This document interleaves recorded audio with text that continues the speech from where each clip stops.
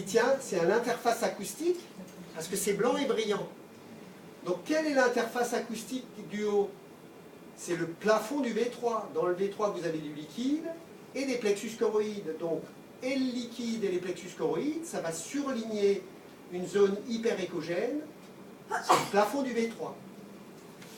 La deuxième concavité hyperéchogène, pourquoi c'est brillant? C'est brillant parce que vous avez ici les tubercules quadrijumeaux et en arrière les tubercules quadrijumeaux, vous avez du liquide céphalorachidien. Qui dit liquide sur une zone solide dit image hyperéchogène, et donc cette deuxième concavité hyperéchogène, ce sont les tubercules quadrijumeaux. Et la troisième zone hyperéchogène, c'est le vermis. Pourquoi est-ce que le vermis il est très brillant? Parce que le vermis il est fripé de partout.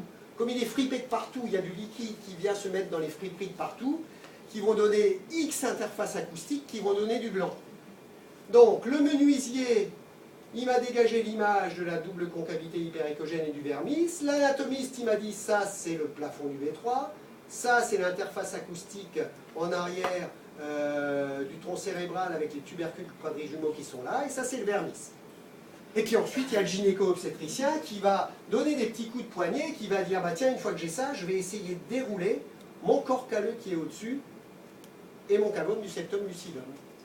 Et vous avez mis les trois casquettes et vous ne pouvez pas rater une agénésie du corps calleux. Est-ce qu'on est d'accord? Oui. Vous allez voir sur les patientes, ça va être encore plus spectaculaire.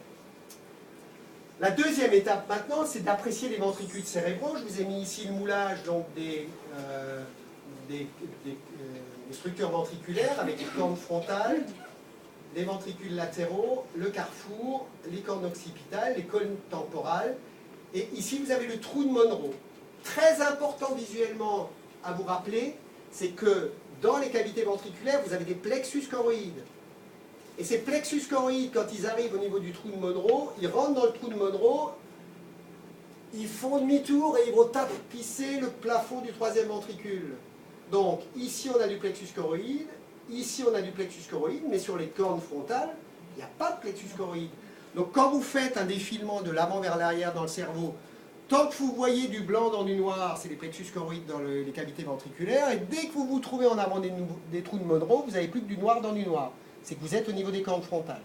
Donc ça, sur des cavités ventriculaires normales, c'est assez facile à repérer, mais lorsque vous avez une dilatation ventriculaire avec un cerveau hydrocéphalique que vous ne repérez plus très bien, et que vous faites vos balayages, ça vous permet indirectement de savoir si vous êtes en avant ou en arrière des trous de Monro.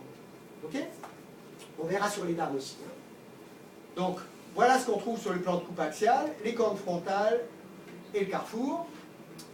Sur le plan de coupe sagittale, ce qu'on va appréhender indirectement, c'est le V3. Et ici, vous voyez un tout petit truc noir, parce que l'inclinaison a juste permis de ressortir un peu le liquidien. C'est la partie basse du V3 qui se continue avec le début de l'aqueduc de Sylvius qui est ici. Vous vous rappelez qu'ici, on a la première concavité hyperéchogène qui est le plafond du V3. Ici, vous avez l'aqueduc de Sylvius qui est à peu près dans cet axe-là, qui va arriver sur le V4 qui est ici. V4, Sylvius, qui est une cavité virtuelle sur ce plan de coupe-là, mais qu'on peut deviner ici, V3. C'est bien calé dans la tête?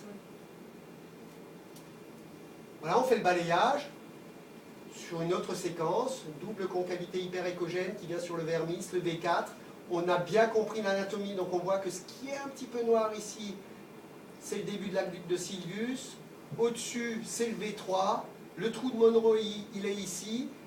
En avant, on ne verra pas de blanc si on va un peu latéralement. Et en arrière, on trouve le blanc, c'est les plexus choroïdes. En coupe frontale, pareil. Où est-ce qu'on est ici? Est-ce qu'on est en avant ou en arrière des trous de Monro? En avant. En avant parce qu'on n'a que du noir dans du noir. Il n'y a pas de blanc. On est en avant des trous de Monro. Ici, c'est le plan de coupe frontal incliné vers l'arrière avec le défilé des plexus choroïdes et des cornes occipitales.